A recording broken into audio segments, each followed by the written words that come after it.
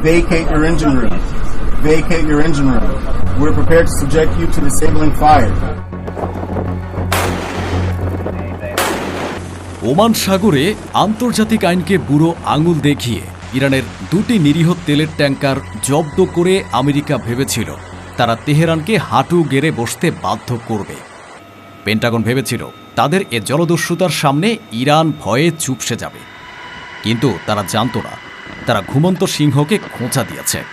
তারা জানত না পারস্য উপসাগরের গভীরে লুকিয়ে থাকা ইরানের ভূতেদের তারা জাগিয়ে তুলেছে।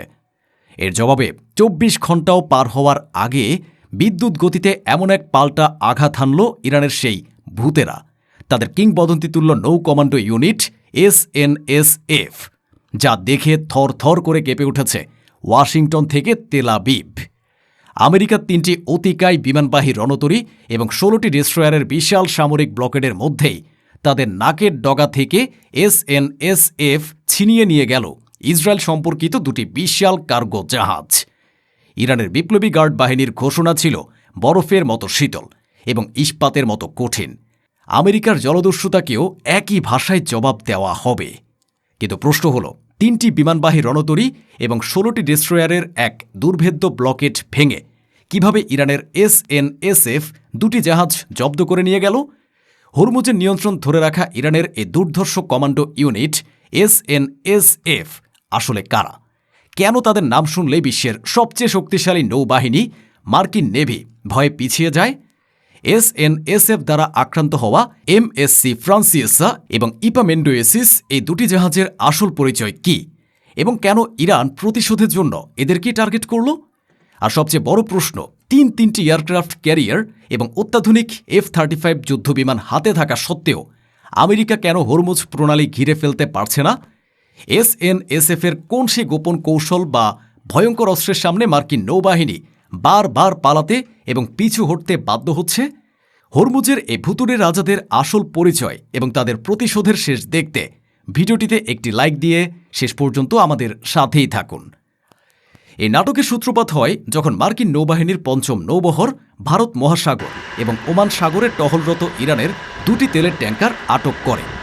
আমেরিকা দাবি করে এই ট্যাঙ্কারগুলো আন্তর্জাতিক নিষেধাজ্ঞা লঙ্ঘন করছিল, কিন্তু বিশ্বের প্রতিরক্ষা বিশ্লেষকরা বলছেন এটি ছিল আমেরিকার একটি নির্লজ্জ জলদস্যুতা, যার মূল উদ্দেশ্য ছিল ইরানকে অর্থনৈতিকভাবে পঙ্গু করে দেওয়া এবং মধ্যপ্রাচ্যে নিজেদের আধিপত্য জাহির করা। এ খবর তেহরানে পৌঁছানোর সাথে সাথে ইরানের বিপ্লবী গার্ড বাহিনীর সদর দপ্তরে এক জরুরি বৈঠক বসে। সেখান থেকে একটি সিদ্ধান্ত আসে, প্রতিশোধ। আমেরিকার এই ঔদ্ধত্যের জবাব দিতে হবে তাদের ভাষায়, তাদের চেয়েও কঠোরভাবে। প্রতিজ্ঞা করা হয় চোখের বদলে চোখ, ট্যাঙ্কারের বদলে ট্যাঙ্কার। আর এই ভয়ঙ্কর দায়িত্বটি তুলে দেওয়া হয় IRGCর সবচেয়ে এলিট এবং গোপনীয় ইউনিট SNSF-এর কাঁধে। তাহলে কারা এই SNSF, যাদের নাম শুনলে মার্কিন জেনারেলদের কপালে চিন্তার ভাঁজ পড়ে? SNSF বা সেপাহ নেভি স্পেশাল ফোর্স হল ইরানের বিপ্লবী গার্ড বাহিনীর নৌ শাখার সবচেয়ে ভয়ঙ্কর এবং প্রশিক্ষিত কমান্ডো ইউনিট। এর জন্ম হয়েছিল এক রক্তক্ষয়ী প্রতিশোধের প্রতিজ্ঞা থেকে। ১৯৮৮ সালে অপারেশন প্রেইং ম্যান্টিস এর সময় মার্কিন নৌবাহিনীর হামলায় ইরানের নৌবাহিনীর ব্যাপক ক্ষয়ক্ষতি হয়। সেই তিক্ত অভিজ্ঞতা থেকে শিক্ষা নিয়ে ইরান বুঝতে পারে যে আমেরিকার মতো একটি সুপার পাওয়ারের সাথে প্রচলিত নৌযুদ্ধে জেতা সম্ভব নয়। প্রয়োজন এমন একটি বাহিনী যারা গেরিলা কৌশলে শত্রুকে ছিন্ন ভিন্ন করে দিতে পারে। সেই ভাবনা থেকে ২০০৬ সালে মার্কিন ডেল্টা ফোর্স এবং নেভিসিলের আদলে তৈরি করা হয় SNSF। এদের বাছাই প্রক্রিয়া এতটাই কঠিন যে প্রতি ১,০০০ জন আবেদনকারীর মধ্যে মাত্র কয়েকজন চূড়ান্ত প্রশিক্ষণের সুযোগ পায়। তাদের মরুভূমি, পর্বত, বরফাচ্ছাদিত আর্কটিক অঞ্চল এবং উত্তাল সমুদ্র সব ধরনের পরিবেশে গেরিলা যুদ্ধ এবং সার্ভাইভাল ট্রেনিং দেওয়া হয়। তাদের সদর দপ্তর হরমুজ প্রণালীর ঠিক মাঝখানে অবস্থিত ফারুর দ্বীপে, যেখান থেকে তারা পুরো অঞ্চলের উপর শকুনের মতো নজর রাখে।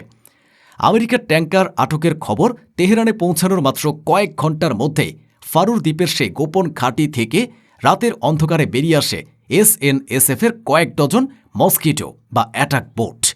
এই ছোট কিন্তু দ্রুতগতির বোটগুলো রাডারকে ফাঁকি দিতে সক্ষম। তাদের সাথে যোগ দেয় M171 অ্যাটাক হেলিকপ্টার, যা কমান্ডোদের সরাসরি জাহাজের ডেকে নামানোর জন্য প্রস্তুত ছিল। তারা জানত আমেরিকার 3টি বিমানবাহী রণতরী USS Eisenhower, USS Theodore Roosevelt এবং ইউএসএস হ্যারি ট্রুম্যান হরমুজ প্রণালীর মুখে একটি ত্রিভুজাকার ব্লকেড তৈরি করে রেখেছে। কিন্তু এসএনএসএফ সেই ব্লকেডের সবচেয়ে দুর্বল স্থানটি খুঁজে বের করে। তারা প্রচলিত নৌপথ এড়িয়ে অগভীর এবং দ্বীপবহুল এলাকা দিয়ে বিদ্যুৎ গতিতে তাদের শিকারের দিকে এগিয়ে যায়। তাদের প্রথম শিকার ছিল এমএসসি ফ্রান্সিস নামের একটি কন্টেইনার জাহাজ। এ জাহাজটি বিশ্বের অন্যতম বৃহত্তম শিপিং কোম্পানি এমএসসি এর, যার মালিকানা রয়েছে ইসরায়েলি বিলিয়নিয়ার ইয়ার অফারের বিশাল অংশ। এসএনএসএফ হেলিকপ্টার থেকে সরাসরি জাহাজের ডেকে নেমে কয়েক মিনিটের মধ্যে জাহাজের নিয়ন্ত্রণ নিয়ে নেয়। তাদের দ্বিতীয় শিকার ছিল ইপামিন্ডিওস নামের একটি বিশাল কার্গো জাহাজ। এই জাহাজটি নিয়মিত ইসরায়েলের হাইফা বন্দরে যাতায়াত করে এবং ইসরায়েলি বাণিজ্যের একটি গুরুত্বপূর্ণ অংশ। এসএনএসএফ এই দুটি জাহাজকে টার্গেট করে আমেরিকাকে একটি পরিষ্কার বার্তা দিয়েছে, তোমরা যদি আমাদের অর্থনীতিতে আঘাত হানো, আমরা তোমাদের অবৈধ সন্তান ইসরায়েলের গায়ে হাত তুলব। এটি ছিল আমেরিকার গালে কষানো এক চর। এবার আসা যাক সবচেয়ে বড় প্রশ্নে। তিনটি অতিকায় এয়ারক্রাফট ক্যারিয়ার, 16টি ডেস্ট্রয়ার এবং শত শত F-35 যুদ্ধবিমান থাকা সত্ত্বেও আমেরিকা কেন এসএনএসএফকে আটকাতে পারল না? কেন মার্কিন নৌবাহিনী বারবার পিছু হটতে বাধ্য হচ্ছে? এর উত্তর লুকিয়ে আছে এসএনএসএফ এর ভয়ঙ্কর কৌশল এবং হরমুজ প্রণালীর ভৌগোলিক অবস্থানের মধ্যে। প্রথম কারণ, কৌশলগত ফাঁদ। আমেরিকার বিমানবাহী রণতরীগুলো খোলা সমুদ্রের রাজা হতে পারে, কিন্তু হরমুজ প্রণালীর মতো একটি সংকীর্ণ এবং অগভীর জলপথে সেগুলো একটি ধীরগতির বিশাল দানব মাত্র। এই সংকীর্ণ পথে একটি এয়ারক্রাফট ক্যারিয়ারকে ঘোরানো প্রায় অসম্ভব। অন্যদিকে এসএনএসএফ এর শত শত ছোট মস্কিটো বোট রাডারের নিচে থেকে অসংখ্য ছোট দ্বীপের আড়াল থেকে বেরিয়ে এসে মৌমাছির ঝাঁকের মতো একসাথে আক্রমণ চালাতে পারে। এই সোয়ার্ম ট্যাকটিক্স বা ঝাঁকে ঝাঁকে আক্রমণ করার গেরিলা কৌশলের সামনে আমেরিকার প্রচলিত নৌযুদ্ধের দর্শন পুরোপুরি অকেচো। দ্বিতীয় কারণ, অস্ত্রের ভয়। মার্কিন জেনারেলরা জানেন এসএনএসএফ এর হাতে রয়েছে জাহাজ বিধ্বংসী অত্যাধুনিক ব্যালিস্টিক এবং ক্রুজ মিসাইল। এই মিসাইলগুলো ইরানের উপকূল থেকে বা ছোট ছোট পোর্ট থেকে উৎক্ষেপণ করা সম্ভব। মার্কিন রণতরীগুলো যদি খুব কাছে আসে, তবে তারা এই মিসাইলগুলোর সহজ শিকারে পরিণত হবে। আর যদি তারা নিরাপদ দূরত্ব বজায় রাখে, তবে তাদের যুদ্ধ বিমানগুলো সময় মতো এসএনএসএফ এর বোটগুলোকে আক্রমণ করতে পারবে না।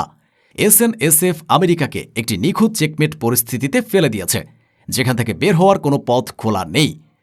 তৃতীয় কারণ, মনস্তাত্ত্বিক যুদ্ধ।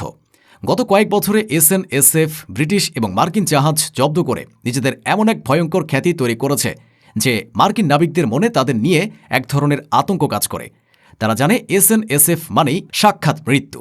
এ ভয় তাদের সরাসরি সংঘাতে যেতে বাধা দেয়, যা এসএনএসএফকে তাদের কাজ হাসিল করতে আরও সাহায্য করে। ট্যাঙ্কারের বদলে ট্যাঙ্কার, এ এক অভিযানে এসএনএসএফ আবারও প্রমাণ করে দিয়েছে হরমুজ প্রণালী আজ কোনো আন্তর্জাতিক জলপথ নয়, এটি তাদের ব্যক্তিগত শিকার ক্ষেত্র। এখানে আন্তর্জাতিক আইন চলে না, চলে ইরানের এই ভুতুড়ে কমান্ডোদের ইচ্ছা।